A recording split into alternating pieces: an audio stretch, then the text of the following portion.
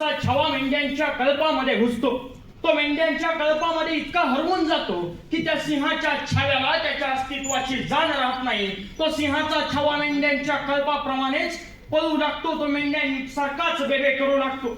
हे सर्व दृश्य एक सिंह पाहत असतो. तो सिंह त्या मेंढ्यांच्या कळपाकडे पळत जातो. पळत येणाऱ्या सिंहाला पाहून त्या सर्व मेंढ्या पळू लागतात. तो सिंह पळणाऱ्या मेंढ्यांना पळू देतो. पळत जाऊन त्या सिंहाच्या छाव्याला पकडतो आणि त्याला तलावाच्या पाण्याच्या शेजारी नेतो आणि त्या तलावाच्या पाण्यामध्ये त्याला आपलं प्रतिबिंब पाहायला लावतो आणि सांगतो, मला जशी आया आहे तशी तुलाही आया आहेत. मला जशी तीक्ष्ण नख आहे तशी तुलाही तीक्ष्ण नख आहे. मी जेवढ्या वेगानं पळू शकतो तेवढ्या वेगानं तूही पळू शकतो. मला जशी डरकाळी फोडता येते तशी डरकाळी तुलाही फोडता येते. आणि त्या सिंहाच्या छाव्याला त्याच्या अस्तित्वाची जाणीव होते आणि तो सिंहाचा छावा आकाशाकडे पाहतो आणि मोठी अशी डरकाळी फोडतो. त्या डरकाळीनं सारा अकांत दुमदुमन जात. त्याच प्रकारे सायाच्या, मायाच्या, कोळ्याच्या, चांबाराच्या, लोहाराच्या, सुताराच्या, दिनदलिताच्या, मराठ्याच्या, कुणब्याच्या, पोराच्या मुखातून सिंहाची डरकाळी फोडणाऱ्या सिंहाचं नाव आहे स्वराज्य रक्षक छत्रपती संभाजी महाराज. आणि हाच विषय घेऊन मी आदित्य अरुण नागणे आपणासमोर उभा आहे. विषयाला सुरुवात करत असताना छत्रपती संभाजीराजे कोण होते, छत्रपती संभाजीराजांनी नेमकं काय केलं आणि छत्रपती संभाजीराजे स्वराज्य रक्षक कसे झाले या प्रश्नांचा विचार करणं मला गरजेचं वाटतं. छत्रपती शिवाजी महाराज आणि महाराणी सईबाई यांच्या पोटी जन्मलेले एक रत्न. अवघ्या 2.25 वर्षाची उमर असताना ज्यांच्या डोक्यावरून मातृत्वाचं छत्र हरपलं, पण जिजाऊ मासाहेब नावाच्या जित्या चालत्या बोलत्या विद्यापीठामध्ये ज्यांचं बालपण सावरलं गेलं, ज्यांना 1 नाही 2 नाही 3 नाही तब्बल 16 भाषांचं ज्ञान प्राप्त होतं. आणि ह्या भाषा फक्त येतच नाहीयेत तर या भाषांमधून त्यांनी अनेक काव्यग्रंथही लिहिले. संभाजी महाराजांनी बुद्धीची आवड तर जोपासलीच, पण त्याचबरोबर संभाजी महाराजांनी व्यायामाची सुद्धा आवड जोपासली. मल्लखांब, भालाफेक, दांडपट्टा, त्याचबरोबर तलवारबाजी, घोडेस्वारी यांमध्ये संभाजीराजे तरबेज होत होते. तत्कालीन काळात घोड्याला बेफाम वेगानं पळवणारा आणि पळणाऱ्या घोड्याला एका पायावर वळवणारा एकच राजा होऊन गेला, तो म्हणजे छत्रपती संभाजी महाराज.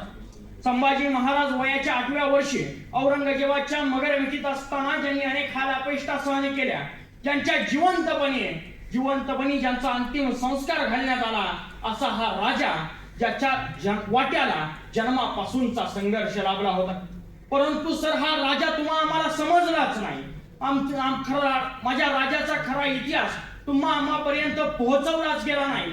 इतिहासाच्या पानामध्ये माझ्या राजाला कुणी रगेल म्हटलं, माझ्या राजाला कुणी रगनेल म्हटलं तर माझ्या राजाला कुणी व्यसनी सुद्धा म्हटलं. उघड्या डोळ्यांनी आमचा राजा आमच्या समोर बदनाम होत होता.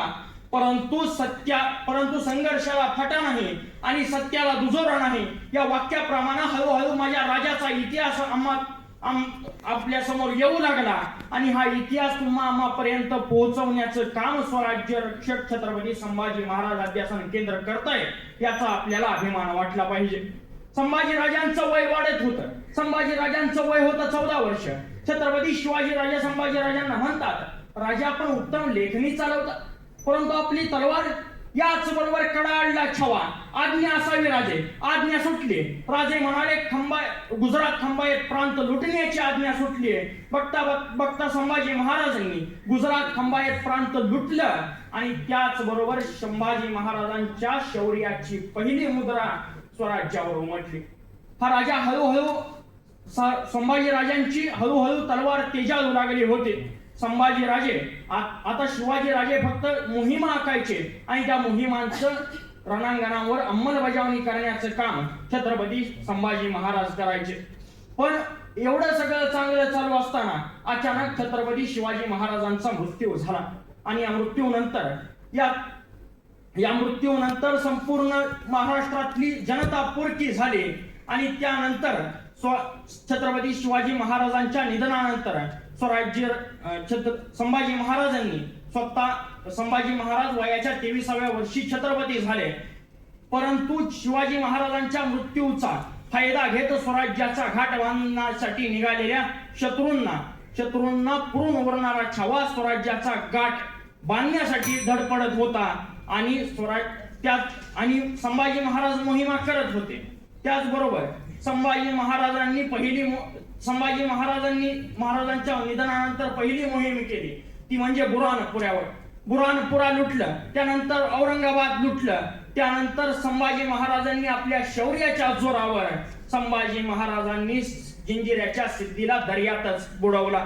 इंग्रजांना झुकवलं, पोर्तुगीजांना वाकवलं आणि आयुष्यात संभाजी महाराजांनी आपल्या आयुष्यात 124 लढाया केल्या.